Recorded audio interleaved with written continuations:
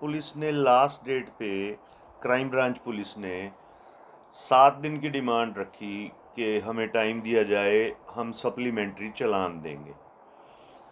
तो मैं तो प्रेजेंट नहीं था। In my absence my junior appeared and he registered their demand कि on every date they seek the adjournment and seek the time. हर date पे टाइम मांग लेते हैं कि जी हमें टाइम दिया जाए।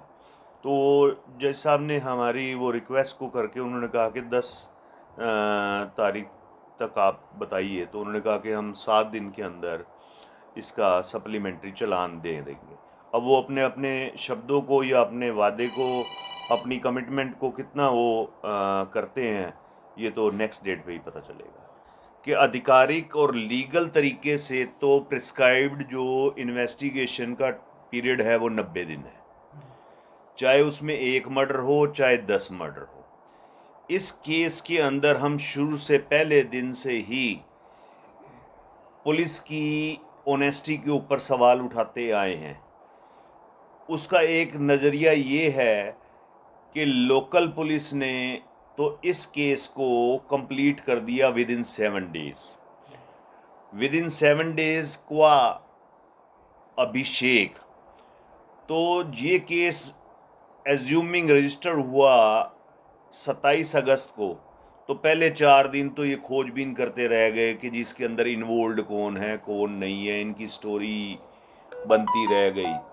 पहला जो इन्होंने स्टेटमेंट लिखी वो अभिषेक के मामा की, वो अननोन लोगों के खिलाफ थी कि उन्होंने मार दी।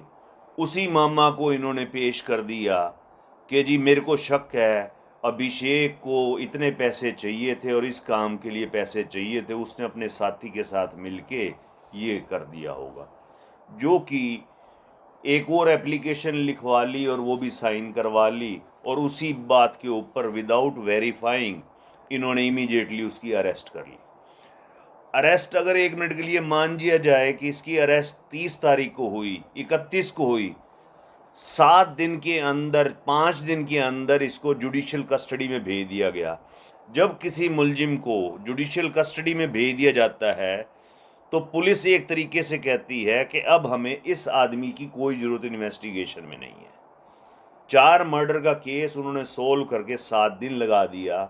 और जब हमने इस सारी कार्रवाई के खिलाफ हाई कोर्ट के अंदर एप्लीकेशन डाली तो अफरा तफरी के अंदर इन्होंने चार्जशीट दे दी ताकि वो 90 दिन का या इनके खिलाफ कोई स्ट्रिक्चर पास ना हो जाए।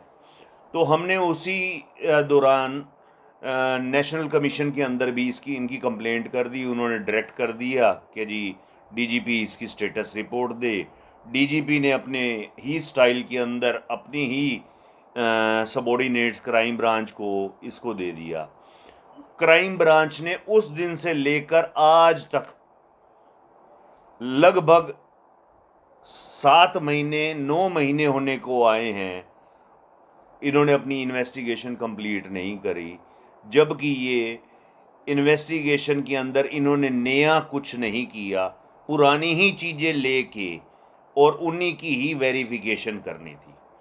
नई इन्वेस्टिगेशन का मतलब ये था कि हमें जो पुरानी इन्वेस्टिगेशन हुई है उसके ऊपर यकीन नहीं है, तो आपने नया एंगल कौन सा चुना ये अभी तक हमें क्लियर नहीं है।